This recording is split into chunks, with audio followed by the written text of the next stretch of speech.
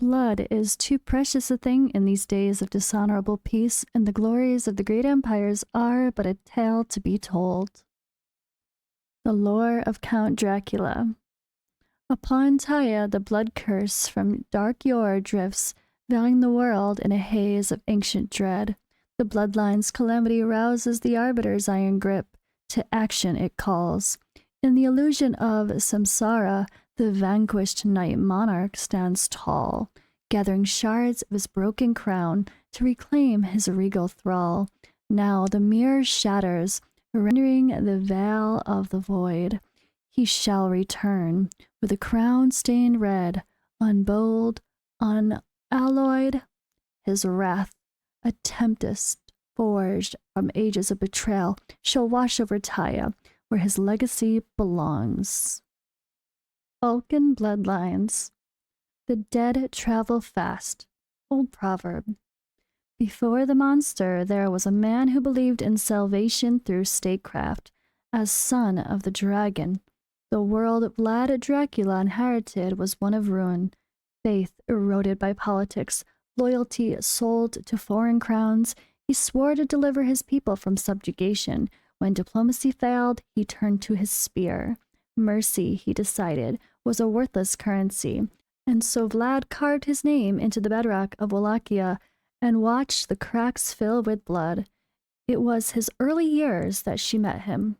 Young Vlad had been newly installed in his father's throne, and Mina, a boyar, found herself drawn to the exiled prince. Measured, brilliant, yet haunted by the weight of what he fought to preserve. Vlad's words carried no vanity, in his eyes no trepidation, yet between glances she could sense his quiet suffering and the scars which tormented his soul. Where Mina saw compassion in his soul, he saw redemption in hers. The two were spellbound by each other's presence, and time was the agent that cemented their bond. But the continent was at war, and Vlad, the leader of a vassal state, was caught in the turmoil. A veneer of compliance steadied his rule, but the opposition made their move beneath the surface. Then, as quickly as he came, he was gone, whisked away by political currents like a puppet. At once, humiliated by his father's perpetrators who reclaimed the throne, and abandoned by his suzerain, the legacy of Dracules hung precariously. His naivete had cost him the respect of his people, and as well as his enemies. Vlad Dracula swore his revenge in blood, then took to the hills of Transylvania in search of the legendary Scholomance. Victory would come at all costs. Years passed and war remained on the continent. News of Vlad surfaced scarcely in his time away.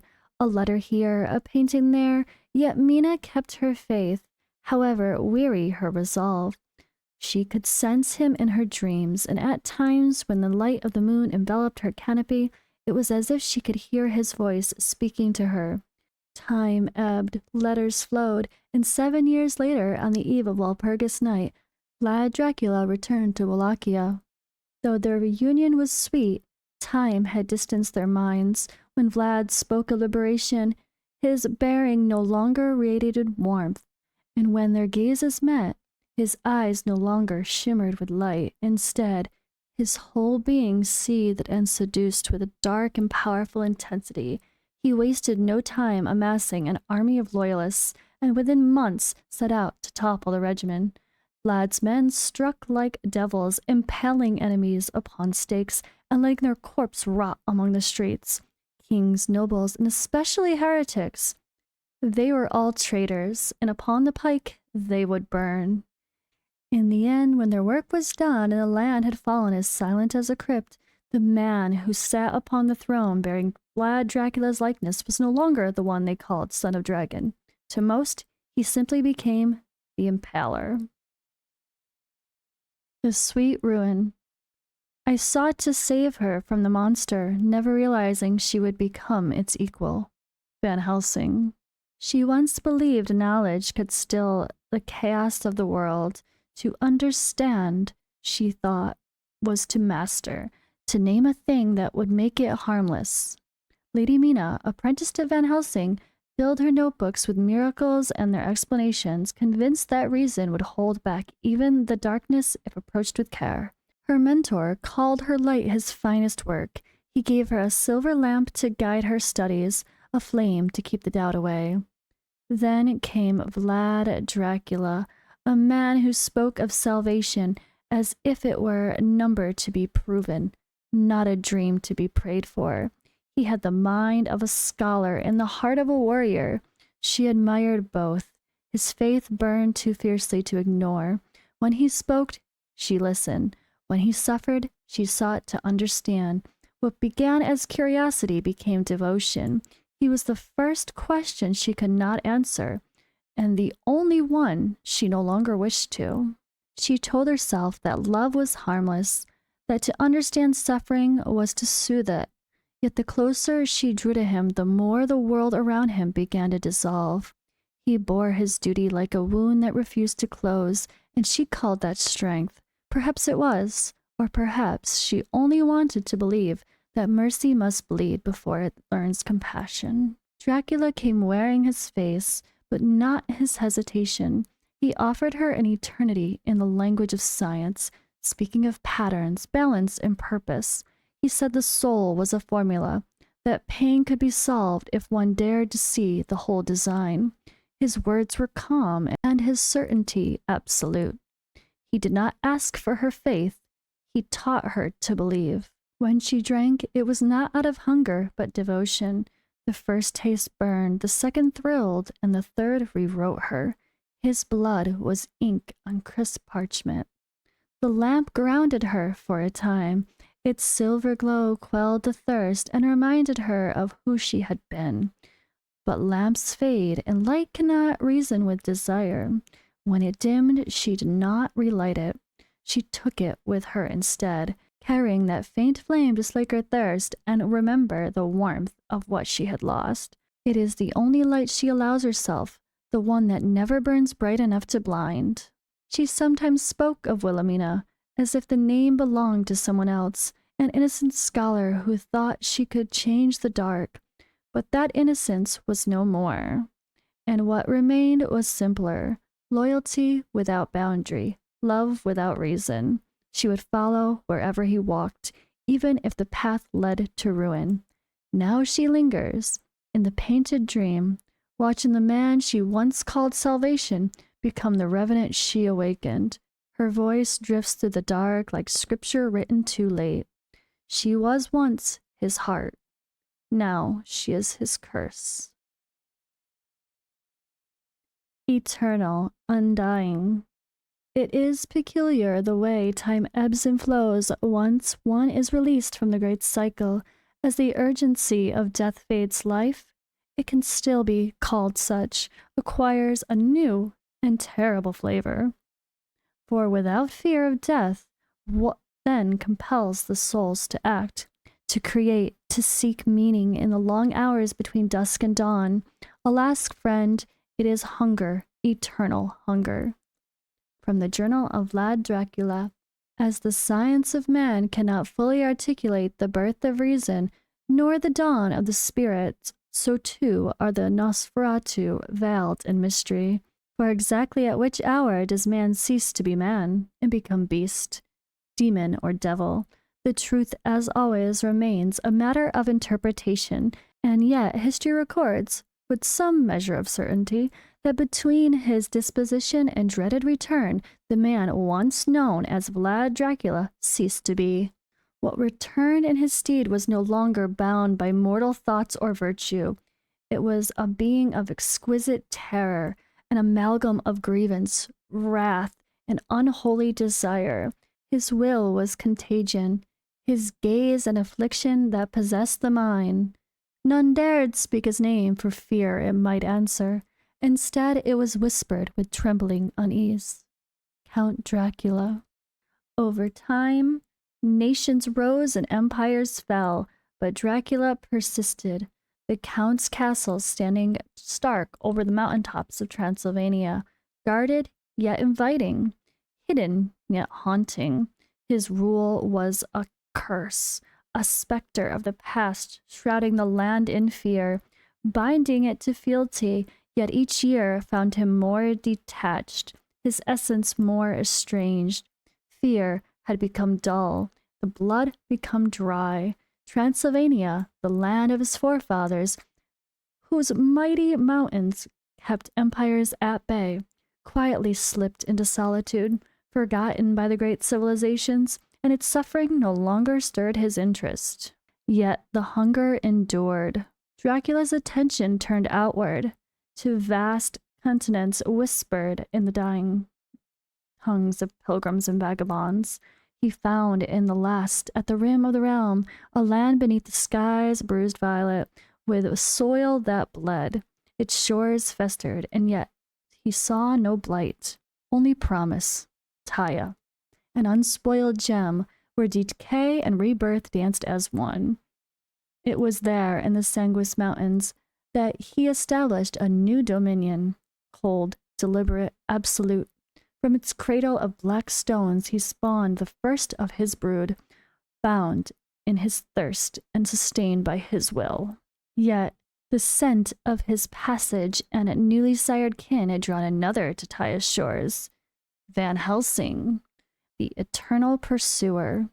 He has followed the trail of desecration across land and sea like a hound of hell tasked with retrieving the devil himself. Whether he shall at last find him, Dracula's query remains to be seen, for the mountains keep secrets well. Still, when the wind moans through their passes, it carries a whisper that chills the soul, measured, patient, and endless. Dracula, eternal, undying. The anatomy of night. He treads in my darkness as if it were his laboratory. Dracula. Once there was a man of science, Abraham Van Helsing. Once there was a man of science, Abraham Van Helsing, as he was known, a physician without equal, a healer with hands as steady as time's silent march. He fought disease and decay with reason, with the scalpel, with truth. But reason had no fail-safe against the grave, and truth's tongue falters when fangs are at his throat. His family learned this lesson first, claimed every last one by the Lord of Night himself, Dracula. And though the world thought the good doctor would break while mourning their deaths, he did not. He studied them, for grief is a patient teacher, and its lessons are written in the marrow. In the years that followed, his work grew quiet, and the light beneath his door burned into the hours when men should sleep. He began collecting the bodies of the faithless and the damned, those that bled wrong, that crackled when open.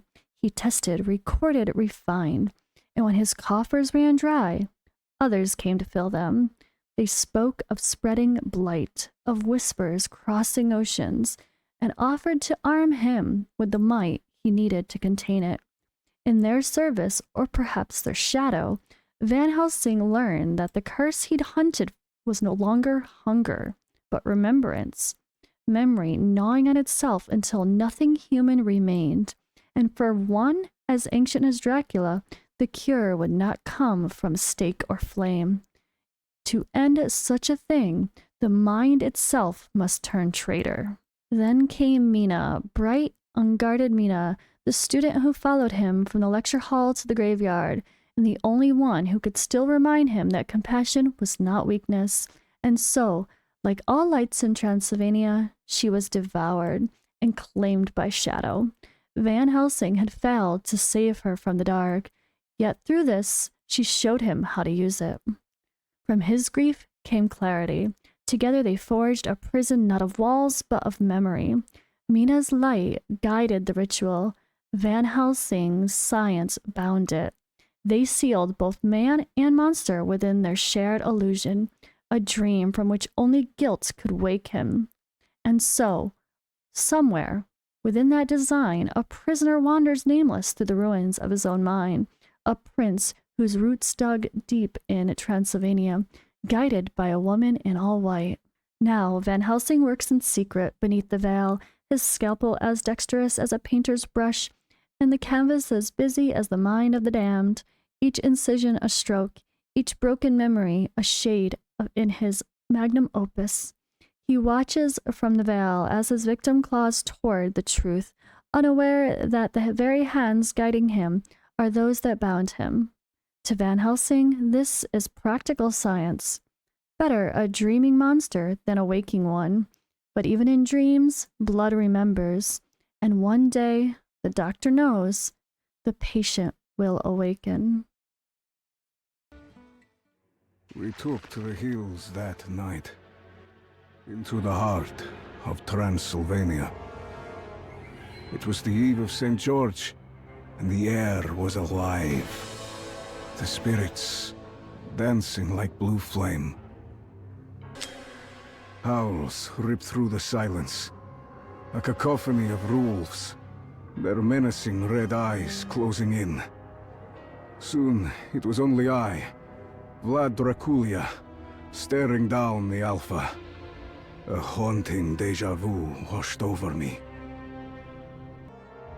As I lay dying, the air kindled blue, shaping her from light. It was Mina. My Mina. My heart knew before my mind could deny it. My pain ebbed, and the wolves scattered into dust.